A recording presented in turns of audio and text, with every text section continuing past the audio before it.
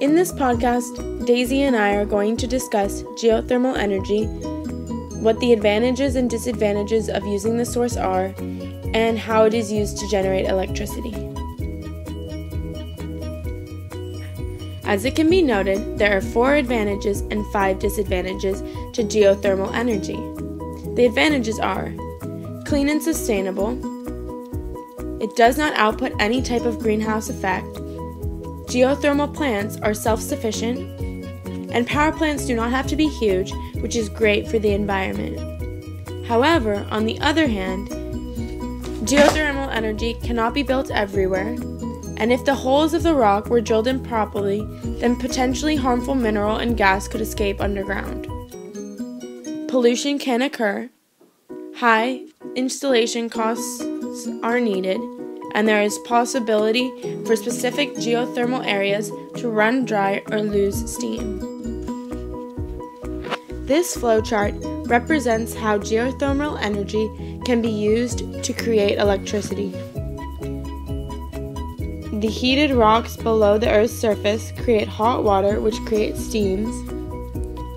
Holes are drilled into these geothermal regions so that steam can escape. The holes are drilled by the geothermal power station to create a well where cold water is pumped down into the earth. Cold water filters through the hot rocks, and this pressure is used to bring the water back up to the surface.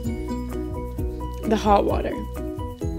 When the hot water reaches the surface, it turns to steam, which is harnessed for power. I know it says reaches, but it means reaches. And lastly, this steam is cleaned and filtered to provide electric power. Thank you guys for your time. See you in class.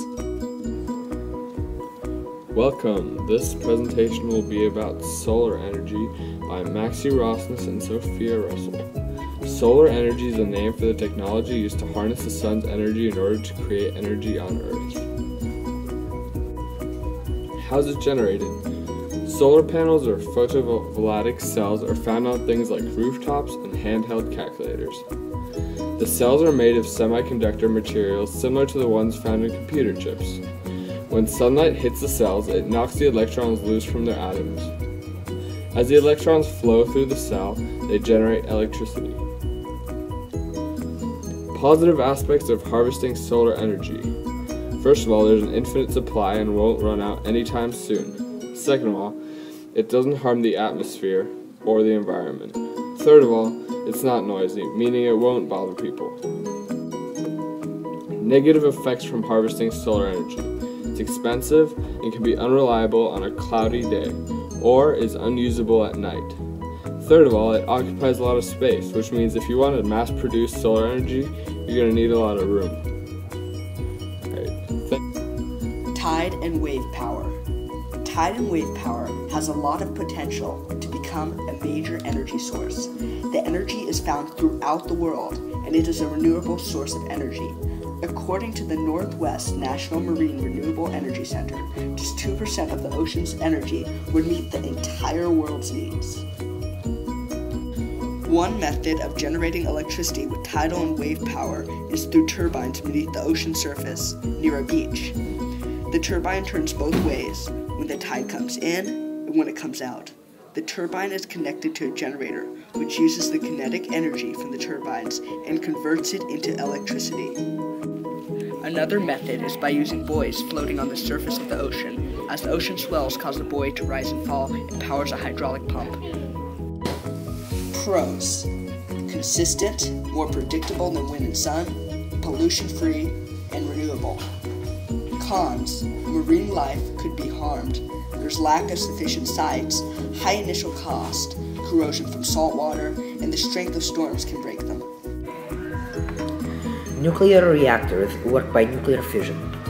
When an atom of uranium or plutonium, here we have uranium-235, is hit by a neutron, which we see here, it causes a nuclear reaction which turns the atom of uranium into uranium-236.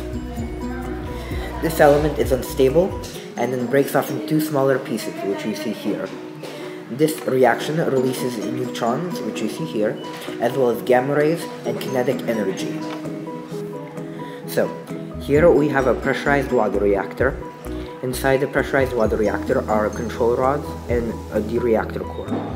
The control rods and the reactor core contain the uranium, which through nuclear fission, because of the gamma rays, the kinetic energy, and the nuclear decay, create enough heat to turn the water into steam. This steam is then used to power the turbine, which subsequently powers the generator, creating the electricity that we use. We also need an influx of cool water into the system to cool it down to make sure it does not get too hot or overheat, because then it becomes dangerous. The advantages of nuclear energy is that it produces almost 3 million times as much energy as a kilogram of coal. And there are no carbon emissions, making it very friendly for the environment. And the nuclear core of the uranium atom lasts for a very long time. However, the disadvantages of nuclear energy is that it can be very dangerous and radioactive.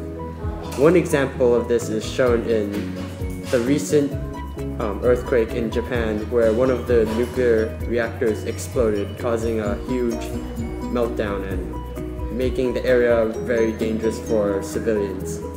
And another disadvantage is that nuclear energy is not renewable.